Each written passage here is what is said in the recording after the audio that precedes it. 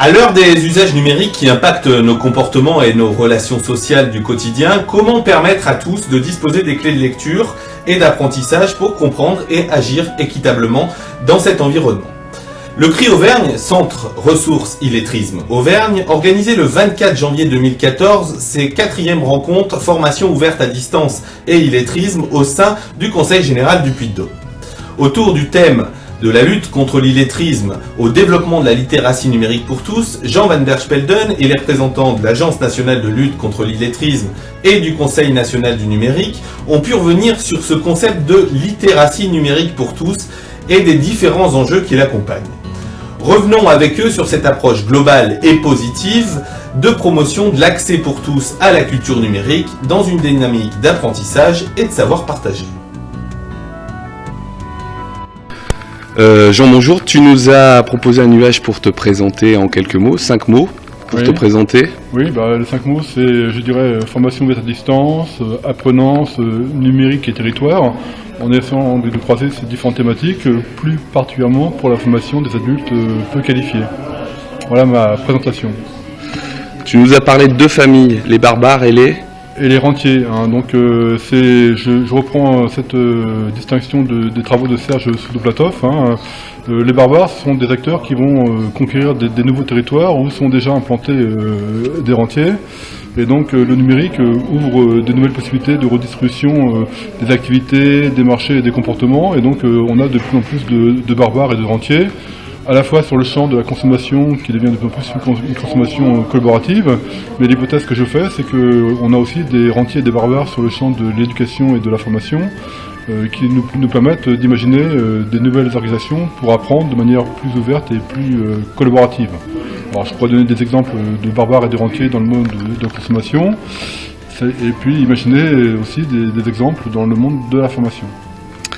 Alors, la lutte contre l'illettrisme, ça on connaît, apparemment c'est clair et c'est connu. Par contre, là, cette rencontre proposait de passer du concept de lutte contre l'illettrisme à la promotion, le développement de la littératie numérique pour tous. C'est quoi l'évolution? C'est quoi l'envie L'évolution, c'est de montrer l'importance de lutter ensemble contre l'illettrisme, grande cause nationale 2013, donc de travailler ensemble sur tous les territoires pour que les gens puissent savoir lire, écrire et compter. Sauf qu'entre-temps, notre société évolue et qu'elle évolue de plus en plus rapidement, où le numérique est présent un peu partout.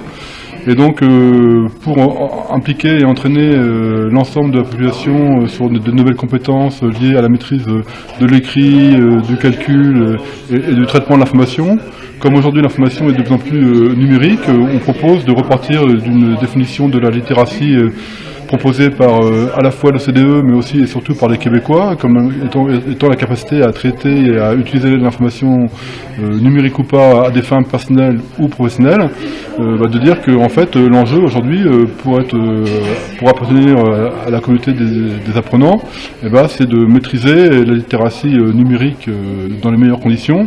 Et donc nos travaux d'accompagnement permettent de développer pour chacun des apprenants la littératie numérique. Et donc on passe de la lutte contre l'illettrisme à faciliter l'entrée dans l'écrit vers développer la littératie numérique pour tous, avec l'idée d'une inclusion et d'un accompagnement vers des publics de plus en plus larges.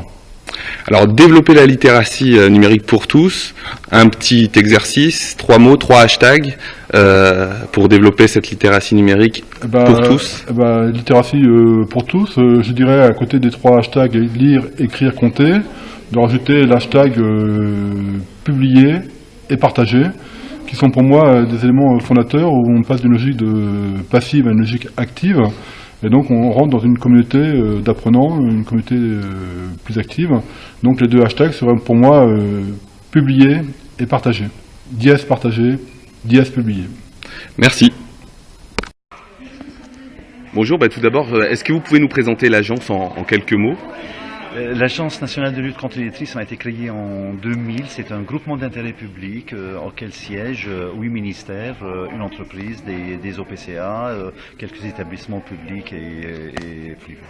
Voilà, donc notre siège est à Lyon. On est seulement une petite équipe de 12 personnes et dans chaque région de France, nous avons un collègue, un chargé de mission régionale. On travaille avec tous les centres de ressources illettrisme comme le CRI Auvergne. Alors, La littératie numérique, ce concept dont on a beaucoup entendu parler, quelle est sa définition ? Alors la littératie numérique, donc ça a été utilisé, c'est un terme qui a été un terme francisé de la digital literacy, donc ça a été proposé d'abord par les Québécois, et sinon la littératie, donc c'est la traduction du terme literacy, hein, et que en France on utilise l'anti-literacy qui est l'illettrisme. Donc quand on parle de la littératie numérique, c'est-à-dire qu'on est en train d'aller ou d'étendre le terme lire et écrire sur utiliser le numérique par toutes ces dimensions, que ce soit dimension culturelle, sociale ou techniquement lire, écrire et compter. Donc pour nous, ce terme-là, il peut accepter bien sûr donc le numérique, mais à s'interroger éventuellement à l'intégration de toutes les compétences. Donc ça peut être une approche globale comme les Québécois le proposent et pourquoi pas. Donc de toute manière c'est une approche positive bien sûr pour l'agence. Donc on peut imaginer littératie numérique, c'est aller au-delà de la compétence numérique vers une culture numérique, vers un aspect plus sociétal du numérique. Alors justement pour finir un petit exercice, 3 mots ou 3 hashtags comme on pourrait dire parfois sur le web pour se dire au service de la littératie numérique pour tous en 3 mots. Alors, je dirais créativité pédagogique, apprentissage collaboratif, ouais. Et centrage sur la personne, personnalisé. Merci à vous. Bonjour, donc vous êtes vice-présidente du Conseil général en charge du numérique. Qu'avez-vous pensé de cette rencontre, cette journée? Qu'est-ce que vous en avez retenu? Ce que j'en ai retenu et ce que j'en attendais, c'est d'avoir des éclairages donc, par rapport à ce qui se pouvait émerger d'abord en termes de projet, avoir un regard plus concret sur ce qui se passe sur un territoire, bien sûr plus large qu'un département. Et puis, je dirais, mettre en perspective par rapport à ce qui vient d'être dit sur le Conseil national numérique, quelles sont les perspectives et les grands champs que là où un département, une collectivité comme un conseil général, qui est un outil de proximité donc en direction des citoyens, peut s'engager à la fois sur des thèmes comme l'illettrisme, la médiation numérique, collège et numérique, des grands champs d'intervention, de compétences d'un département, vers quoi on peut s'engager avec bien sûr l'appui national et aussi l'appui des territoires, puisque c'est eux qui font aussi le développement d'un département. Le Conseil national nous disait tout à l'heure, les élus ont à gagner en littératie numérique. Qu'en pensez-vous ?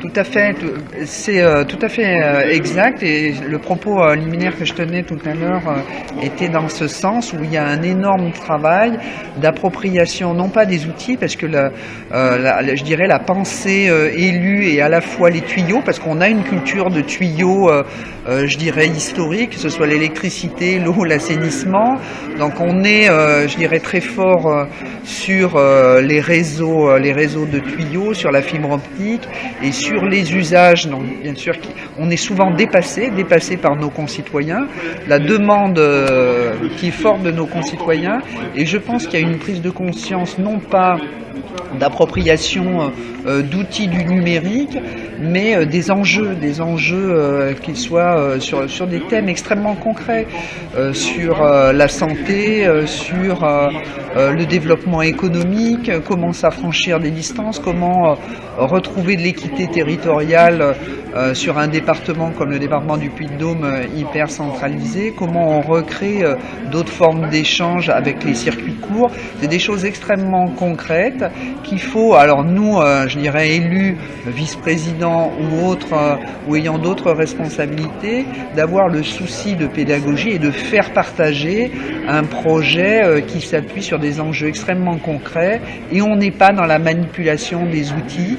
Moi, je veux pas que mes collègues soient tous des geeks, mais je dirais qu'ils comprennent, d'ailleurs au travers de leur délégation en tant que vice-président, quels sont les enjeux d'avenir et ce sur quoi on doit se mobiliser extrêmement rapidement. Merci à vous. Bonjour, eh bien, écoutez, on va revenir donc sur cette journée organisée par le CRI, de la lutte contre l'illettrisme à la promotion, le développement de la littératie numérique pour tous. Pourquoi cet événement et puis que retenez-vous de ces nombreux échanges aujourd'hui ? Oh, c'est une question large. Alors, pourquoi cet événement? C'est déjà le 4e, notre 4e rencontre régionale. L'idée de départ, c'est de se dire que l'accès au numérique, les usages du numérique doivent être partagés par tous. Ça, c'est l'aspect autour de la citoyenneté qu'on a à défendre quand on travaille notamment dans le cadre de la lutte contre l'illettrisme. Et puis plus largement, c'est se dire, ces usages-là, qu'est-ce qui viennent bousculer dans les pratiques pédagogiques, qu'est-ce qui viennent interroger et sans doute modifier. Ça, depuis, voilà, c'est la 4e rencontre et on sent bien que ça modifie vraiment. Il n'est pas question de dire que c'est l'un à la place de l'autre. On a des outils papier opérationnels, mais on a aussi des usages et des applications ou des accès numériques qui viennent élargir, enrichir tout ce qu'on faisait jusqu'à présent et surtout modifier les pratiques. Voilà. Ce que je retire d'aujourd'hui, eh bien, c'est que nos façons de réfléchir depuis 4 ans commencent à être plus partagées. Nous aussi, bien sûr, on essaie d'élargir nos façons de faire et de les interroger. On essaie de ne pas rester limité à une façon de voir les choses, mais bien de les enrichir avec d'autres. D'où le fait de proposer des rencontres avec des modalités différentes, avec des professionnels, avec des gens de services divers, de structures aussi diversifiées. Et ça doit nous permettre à la fois d'avancer et d'être toujours à l'écoute et de travailler au plus près des publics qu'on doit accompagner. Voilà. Et ça, il me semble qu'aujourd'hui, on a encore élargi et repoussé les frontières. Voilà. Et ça, c'est toujours très intéressant parce qu'on renouvelle le travail. On voit aussi que les publics sont beaucoup plus motivés, mobilisés, qu'ils se sentent plus accompagnés, mais surtout vraiment acteurs de l'apprentissage. Et ça, je crois que c'est vraiment un vecteur sur lequel il faut qu'on puisse poursuivre et nous-mêmes nous enrichir et nous professionnaliser autour de ça. Donc un petit jeu numérique, 3 mots ou 3 hashtags pour faciliter le développement de la littératie numérique chez tous les Auvergnats. Alors, oh là là, ça c'est tout de suite là comme ça. Je dirais, j'aurais presque envie de dire partout, mais en tout cas, faciliter l'accès, se dire que c'est pour tous les publics, donc pour tous. Partage ou collaboration ou en tout cas mise en mouvement, on pourrait dire ça aussi, oui. C'est pas très réduit, il faudrait que je réduise un peu plus, mais je vais y réfléchir pour la prochaine fois. Merci, à bientôt.